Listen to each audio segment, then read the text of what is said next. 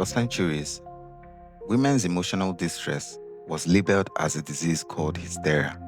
The term hysteria comes from the ancient Greek word hystera, meaning uterus, reflecting the belief that this ailment originated in women's reproductive organ. Historical texts describe women diagnosed with hysteria as exhibiting a range of complaints, things like anxiety, nervousness, insomnia, irritability, shortness of breath, mood swings, even a tendency to cause trouble.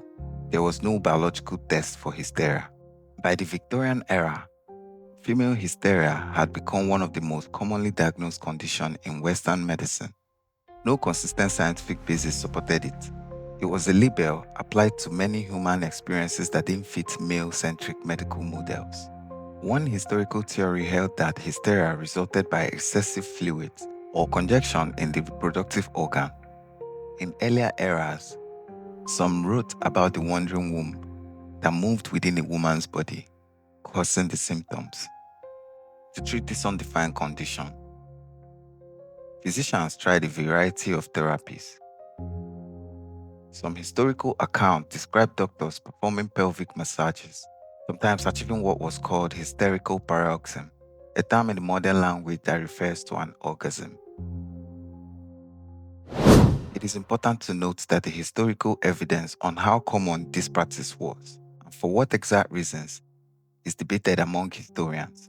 Not all scholars agree that inducing orgasm was a routine clinical approach.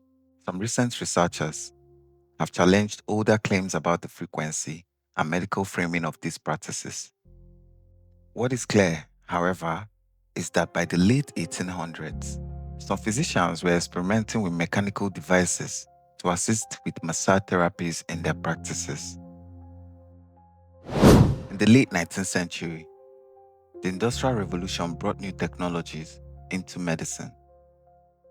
In 1869, American physician George Taylor patented one of the first devices designed to provide mechanical massage called the manipulator. It was steam powered and used in medical settings. Soon after, in the 1800s, English physician Joseph Mortimer Granville developed a more portable electromechanical massaging tool. Granville's device was intended to relieve muscle ache and pain, not explicitly to treat hysteria, and there is no direct evidence that he invented it for female hysteria treatment. Nevertheless, mechanical massagers began to appear in medical circles, and later were advertised for a variety of health-related uses on the body. Then by early 1900s, these devices, including handheld vibrators, were being sold in catalog. They were marketed alongside other household and health appliances to the general public.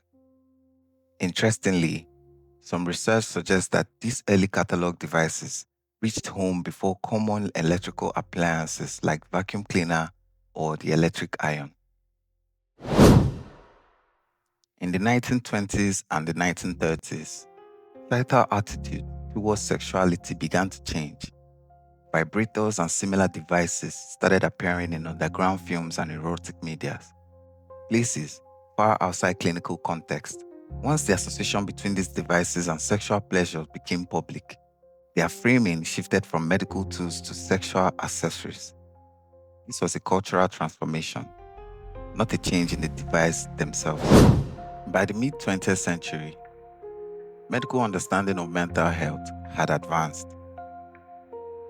The American Psychiatric Association removed hysteria as a formal diagnosis. The removal of hysteria from diagnostic manuals reflects a shift towards evidence-based categorization and away from vague cultural-loaded labels.